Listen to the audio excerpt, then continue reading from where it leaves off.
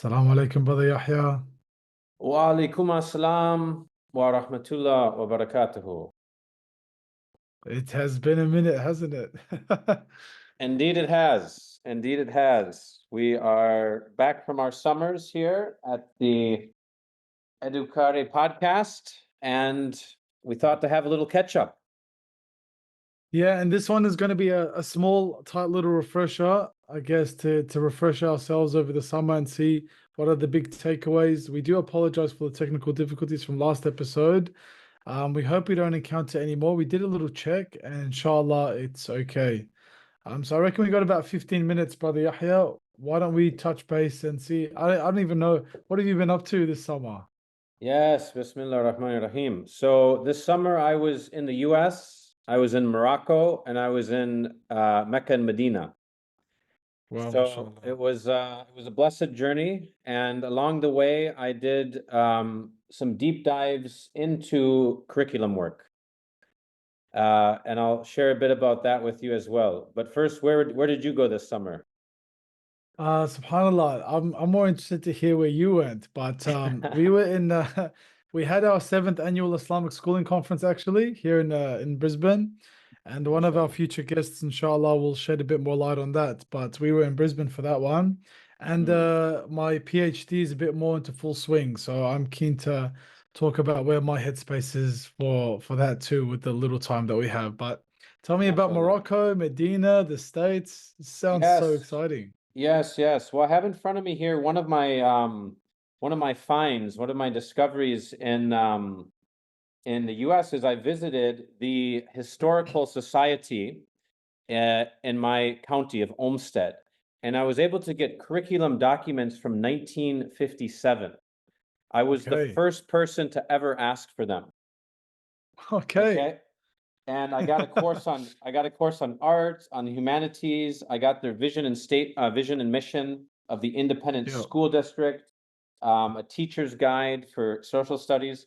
So I'll just share, like, this work was really inspiring because they had a holistic model of education, and actually moral and spiritual education was still included at that time in the 1950s, it was still included. How?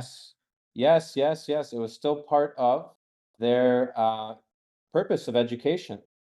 So for That's me, interesting. this was really exciting to see, and I'm going to do a deeper study of it. But they had a whole year on really knowing the self, which was incredible. They had things on knowing more about yourself, knowing how to get along with others, understanding my role in society, planning my future, participating as a citizen of my community. And this is a government school, brother Yahya. Yeah. This was the independent school district, but these were public schools. Public schools, wow. And then I got another documents from the 70s and 80s, and you see a massive shift into this industrial model where now it's the board members that are coming up with these mission and vision statements. The moral spiritual is taken out, and it's very kind of bureaucratic in its language. Wow. So for me, that was fascinating. And then I went back even further to the 5th oldest bookstore in the US, and I got a book from 1907 that was called the Activities-Based Curriculum.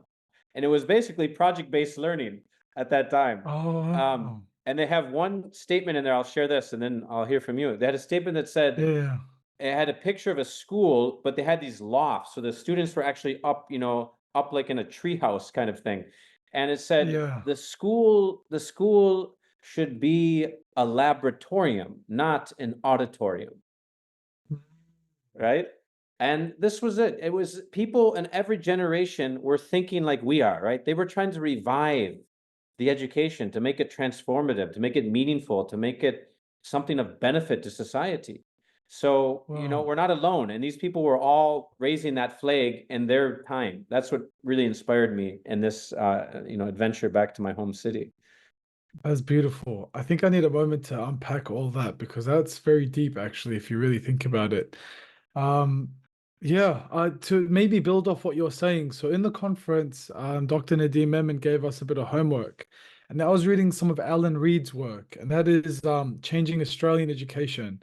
So he writes how policy is taking us backwards and what can be done about it. And what's very interesting about Alan Reid is what he's trying to, I guess, talk about is how neoliberalism has changed education. This Mm, idea of the free market and the schools are now competing for people to come and attend to them. And what are people judging? The standardized testing, the PISA tests. We have what's called the NAPLAN testing and the My Schools rating. So everyone's rated on numeracy literacy scores. And as a result, the policy from like a top-down model has forced and put pressure on educators to confine to these narrow definitions. So forget what's happening in 1905, which sounds so much more amazing than what's happening now. Right now, our education system is suffering because there's an over focus on numeracy literacy. mm, And it seems like it's sort of the pressures on educators and teachers to perform and to get these quote unquote scores is so that parents come and choose a school because they're like, oh wow, look at that. It's a great school. And it definitely is a great school. Why? Because there's high NAPLAN scores. So that is one of the readings that Alan Reid challenges this current form of education here in Australia, saying mm. that, there's really nothing good about it. Wow. Really, really Yeah. nothing good about it. Yeah. And we're not the only ones thinking about challenging the standardizing discourse. There were different governments that happened before in Australia that, and even different thinkers that say standardization has not done well to developing our future generations here in Australia, at least, and lots of damaging effects that neoliberalism came with. So Alan Reid's work has been very, very interesting, building off what you said. The other thing I might share before we jump back to you, Brother Yahya, similar sort of thinking is the impact that language has on how we read the world. Mm, So one of the things that a consistent theme that came up was when worldviews and what makes a worldview, and something that I really benefited from was ensuring that the language that you use it has a direct effect and impact on your, I guess, deeper understanding of the world. And the world becomes a world for you based on the language that you start to use and cultivate to read the world. So one of my supervisors, Dr. Samir Mahmood, may Allah protect him, Ameen. I asked him a question. It was very interesting. I said to him, at what point does the human being's fitra maybe get corrupted? Fitra is this innate knowledge of God. From the Islamic perspective, people are not tabula rasas. They're not blank slates. They are born not as a blank slate that engages with the world, but as a spiritual being that is recognizing itself in the world. And that is another thing I'll talk to you about, maybe either this podcast or later. What role does the heart have in Mm, education? And that is something that I'm basing a lot of my research and readings on. Anyways, I asked him that, and he said when a child can start to speak and start to use language to form its reading of the world, that's when corruption can go into it, mm, into the child's reading of the world. So the fact that you're using words and language, like for example, as simple as understanding yourself, knowledge of the self, huge, mm, opens up horizons.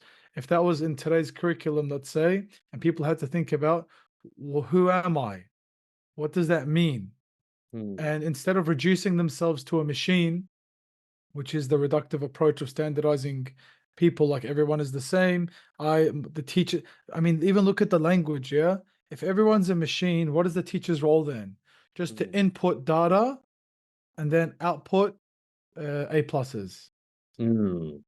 No talk about how people feel, no concept of spirituality, meaning, belonging, none of these metaphysical aspects, no heart, no God, no self, no nothing. Mm, Connection and relationships don't necessarily exist here. So I find it very interesting that in the 50s and the way you were, and even if you go back about, project-based learning, I mm, feel like the metaphysics of the world that we're currently reading and navigating, the neoliberal, positivist, very standardizing focus has done a lot of damage. And we cannot, and this is what I'll close with, and we'll jump back to you, Brother Yahya. You cannot add Islam to this system or a holistic way of doing things, a holistic way of healing to a system that is innately has assumptions about reality that work against Islam. I'll give you a quick example, and I'll end with what I said at the conference. If in the standardizing discourse, it's all about everyone is the same, we're all, it doesn't matter how you're feeling, everyone has to achieve numeracy literacy. And Islam is all about responding to the needs of the soul and seeing God in every soul, every mm, child you deal with, seeing the potentiality to reflect God's qualities and attributes. You then have to deal with every child differently. It's not there's no standardization in the Islamic tradition. So to give you that analogy, CD is very cool. So what I mm, said was very interesting. The way I understood mm, it was if mm, I had fizzy drink, let's mm, say a certain type of fizzy drink, and I added water to this fizzy drink, what do I get? I get diluted fizzy drink.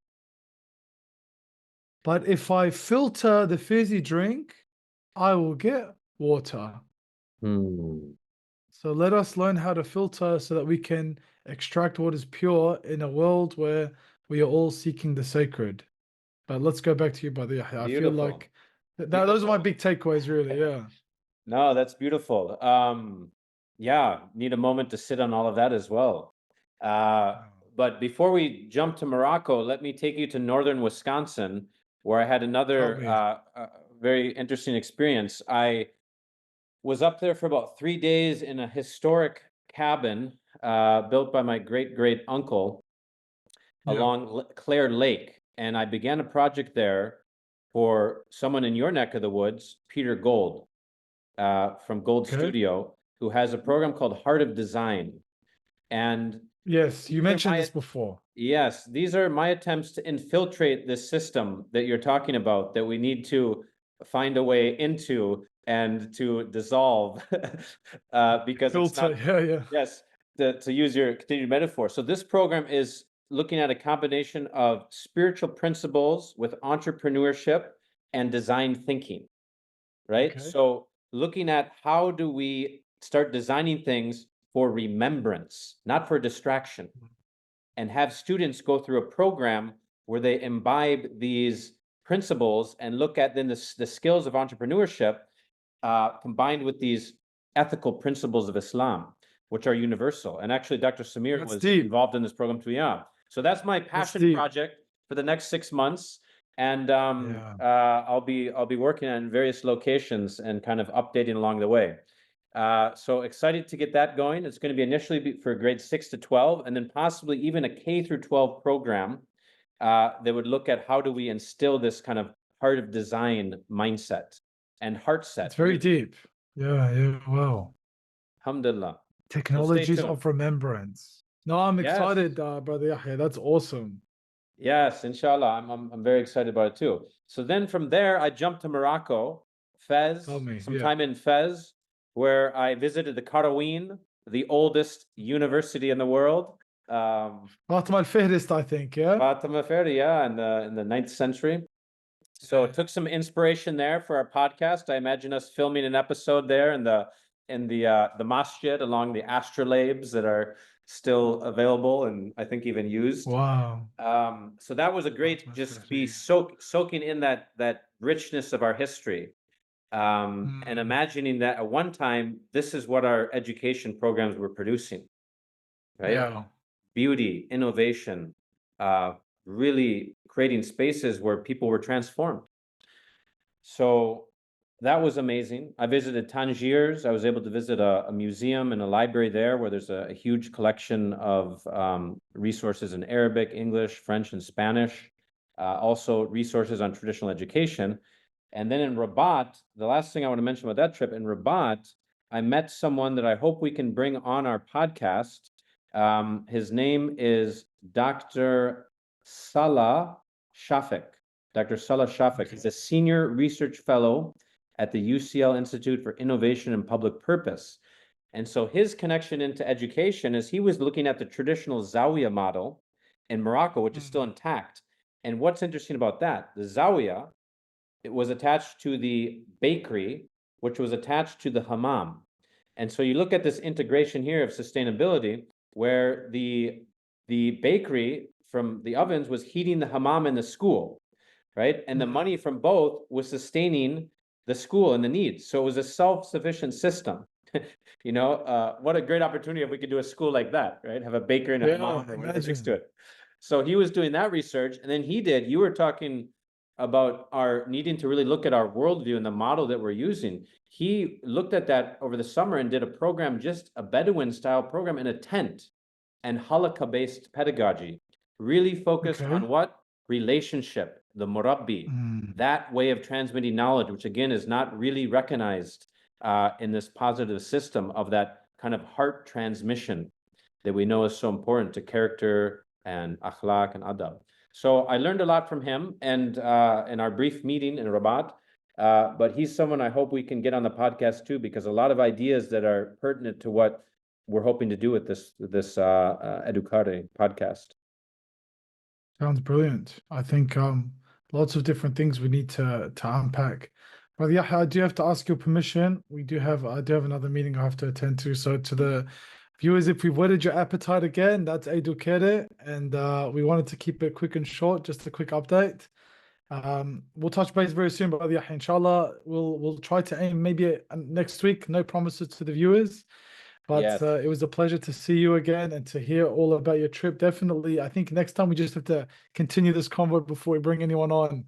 Inshallah. Looking forward to learning, inshallah. Inshallah. Take care, Brother Ibrahim. All right. And to our You too, viewers, Brother Yahya. until the next time, this has been Educare. Okay. What's our tagline? Oh man, it's been too long. It's something about renewing education. Look, if it hasn't stuck, we need a new one. We need a new one. Maybe we can get some viewer input. Oh, that'd be good. We dive deep to renew education. That's what I'm gonna say. Beautiful. All right, take care. Assalamu alaikum. Wa alaikum assalam.